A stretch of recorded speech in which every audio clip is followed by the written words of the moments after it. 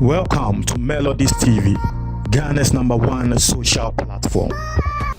Etiefo, me mamuni akwaba eba Melodies TV so. Say Endra nsensem bebre na ekoso ewo court na mentumi amfa update ambremo because wo hwe audios agana for ascending na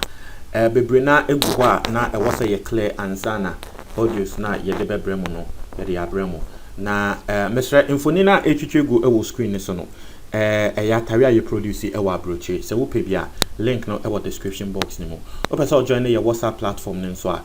link na ewa description box ni mo MC group invitation link na I don't know group no eya na eya to the be mu so ifim but the group is ayema nesa but still o pesa join you can click on the link na wahwe now you so subscribe na click the notification bell no and no end our screen so see we yan the latest news be about wonsa e be kan tie for yan konsem ni mu Endra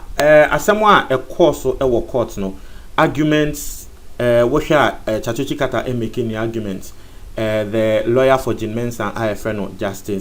Justin Amenuvo sorry and also make an argument and Akoto Ampah so our lawyer for a year President Akufo-Addo so making the argument na nini name no yesterday Insensembi koso wo court asre sembi so ekoso nteme boni ni na tofa na mede abremo na asemwa Endra ekoso ewo court no NSA NDC for say wo mo case no they are reopening it now the reason why Jean Mensah she found a loophole to in a way escape a year cross examination NSA Endra NDC for wo mo ewie with 3 of omo a year witnesses no they closed their case because so from their side no na wo mo ewie wo mo de nti wo mo close case no na Jean Mensah so hu ne say and the so mo close case ne dia and the kwan aba beda ho say wo say me fa ho aye den edwane na Jean Mensah so exploit that win mama Matias said the thing Jean Mensah did in legal terms it is not wrong. If you want to say it is wrong in moral terms, that one I can agree with you, but in legal terms no you're wrong. But that one crano you see what you say in moral terms you can I mean subjectively you can say it is wrong, but in legal terms no she have the right to and I say well yes okay on your cross examination no but me personally no me nya yanko be but on aka say one ye nti NDC for hu say NDC for case okay so judges ne rule say one year cross examination now then we will also take another route to see the outcome. In the NDC 4 years said they will reopen their case. Now, why they are reopening their case, they say they want to serve a subpoena to a year Jean Mensah so that by force wabeba na wababa be testify. In the Endra the reopening of the case no and no a year application and a motion and a Chachochi Kata a make ya womo a year court. Now during the course of a year the arguments no a lot of things happened. Chachochi Kata said a lot of things because so here na Jean Mensah atro because one say ye reopen case now what will happen they say the respondents will also have to file their affidavits or so something like that. Into Jean Mensah ni affidavit na say or file you know in the reopening of the case no and now what throw nsembi wo mean nsem a wo throw wo no and na Chachochi Kata wo ye den wo address inti emu no ema ne koka nsem bi ema afei na e wo se wo ba bonten ebe apologize because tie Chachochi Kata ka say to talk about grievances of being safety respectfully, that is such a lack of truthfulness in terms of how the evidence came in. Now in Jean Mensah affidavit na was when say boss. Now a lot of people don't know this. One say sa asem wenya asem ya na nke wo say eye asem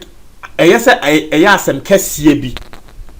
NDC for one witness number 3 IFN Mr. Rojo Metilnunu. Now what happened and they say and no cross on the cross examination no says through I don't know whether it was Zoom or Skype or whatever, but no cross examination no what happened they say Jean Mensah the lawyer na catch say wo kra no embra wo call EC headquarters for no ye ma oti any biscuits mo ka sa asem no e no ka say dabi ya ma me tea ni biscuit ya ma me tea pe biscuit nka ho sa asem ne ya asem bia na nka ni kwa say ya asem kese but Ghana ha say nkrofo fa ne politics be ye na asem kese say wa hwe obi a yese kona kohwe mahama vote man no wokọ e na wokọ akonum tea wokọ akodi biscuit. A lot of people were using that against the man. Nti em say Jean Mensa ne nkrata wo tro ye no a wode e babon ana wode e tackle NDC for reopening case no ono so kan san sem ni wom say na momo kasa about grievances about being served tea ena chachuchi kata say Jean Mensa so we yan sa wanye ni ye we yan sa asem no wan kan nekre you are not being truthful in terms of how the evidence came in eya wo lawyer ena ode to me nipa ne so say Yemanity any biscuit. And I mean nipa no so wo kan the cranty. Was it dabi biscuit in county. Na ba ne say na wo de wo kwa akotro nkrata wo kwatro say me nipa no ni buefu say ya manity ni biscuit. Ase de me nipa no ba court no asema wo de ba court no no. Ya wo lawyer na kwatwen sa asem ne ba e. Inti chikata in that time no ni bufu ye. Ama asema wo kan ne say for the chairperson to descend into such triviality, a assembly a triviality, me ma as a assembly who here, and then a brony kind of triviality. It was it for the chairperson to descend into such triviality, which was brought on by cross-examination of her own counsel, that shows the depth of which she has sunk. The Tachuchi Kata can say, Jean Mensa. Now, as someone they are backwards, as someone who here say, would ye? Tea any biscuit once and now beka na no kan na se mimi nipa ne kan yo wo lawyer no e na raise asem na mimi nipa ne set records ni straight na se o tro nkrata break court na wo tro in same way e won nkrata ni mu a ene krata se wo Jean Mensa ne kran se be wo sha menim you have sunk deep na tre se ne ye ka so bi asinki deeper na tre se ne integrity ne de bola kra wa say wo sha asase ase wa ne ho abofin sa na say e ka no nti chachuchi kata odi ebufuo e kan sansem no na wodi ebufuo kan san no e na chief justice no e ba no be ka tell chachuchi kata ye chachu yesrew ensem a wo kan wa wonim say e ba no affidavit to the court e ya na normally enye client na nkasa na etro e ye lawyers no na etro nti muntie o asema chief justice ne kan no say chachu so wo kan same way na wo kan say ene Jean Mensa was sink deep na same way a wo tro no wa wo ye lawyer onim say affidavit amode back court no e ye mo lawyers na mo trauma client no nti no so wo be attack a wo de attack lawyer na ade na wo attack Jean Mensa nti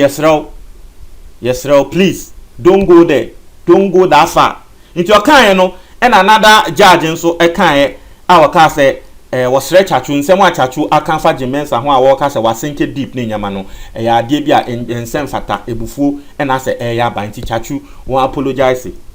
na chachu chikata nso fa no ka se okay judges say de mekan no nekre na nke ni kwan se meka nti I withdraw nti asem a chachu kan no apologize or say I withdraw the statement about the depth to which she has sunk. I apologize that I used unduly strong language and I apologize to the chairperson of the first respondent. Nti asemwa eye chachuchi kata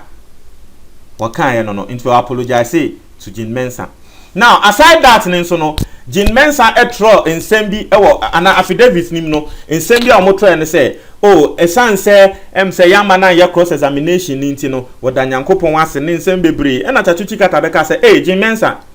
sa nyankopon na wo se wosum no sa wosum ne pa dia yesrew and the brand be cross examination no because wosum nyame a wunjane from cross examination into a cancer answer nso na court no crofo say na chachu baby a odi fe here you are becoming emotional aso to me say cross examination na ya mpene ama na nye no hey ahye chachu chikata na ono point she no me ameti here ashimio because I wanted to also hear from Jean Mensa. That's I say, into no the other no. Now, other things I know to see what court and they say, Chief Justice in boa. Oshe, unze President Akufo-Addo, ne lawyer no, I friend no Akoto Ampao. And somewhere a to the young Crawford tie kafa ne ho, efan ne wig. Ne wig no bon say na ne wig no, and sheda anti say other lawyers need you no need you no to me say say are real say dean you na edaniti so kakra bi sa no eya na nkrofo de sire no nti em say o kan say bi we na chief justice ne kraka say Mr. Kotampa yesrew o week we die senia eluso ni identity no yesrew o de sesan week no wa ne yesrew o ba court as nti eno so yasre sem a chief justice ne kan ya na afi nkrofo esre e wo court. I mean those were the things that actually happened in court. Now, and something interesting also happened. Na saade no, I don't know whether we need to find a time to explain the matters very well, because on say some embrebi by na Chachichi Kata address Jean Mensa as a year Jean Mensa in person of a year EC, no. The judges didn't like it. Some kaya earlier during the case, omoka say Chachu, and then I will Jean Mensa ding. And then I will use the electoral commissioner. Walk Jean Mensa, and I Chachu Kata bisa judges and say and then more person me boni dim one and judges ni jaya assembly man koye. Now, in this new reopening of the case at Wamode Bano, NBC 4 episode use Jean Mensa na as a hostile witness for John Dramani Mahama. So the NBC are not addressing the office, they are addressing the person. And interestingly, the judges in a way are also speaking, or the previous points at Chachumeki, you know, the judges are now in a way on that particular line, because Omoka say Chachu, Jean Mensa and the EC, they are the same people. But Samoba Kaya, earlier during the case, no, the judges were saying, I'm not Chachubo Jean Mensa, the judges say Jean Mensa anyway, no, they are two different personalities. Into Sisiano, Obia person asem and Ameka say Chachu person asem near the no, on also as 50 position. And judges so ababe take Chachu in position. It's very interesting. In someone else of court, no, and no. Into that's the brief. And then the ruling on the reopening of the case, ebeba. Let's see how it goes. Won't try my comment box no more.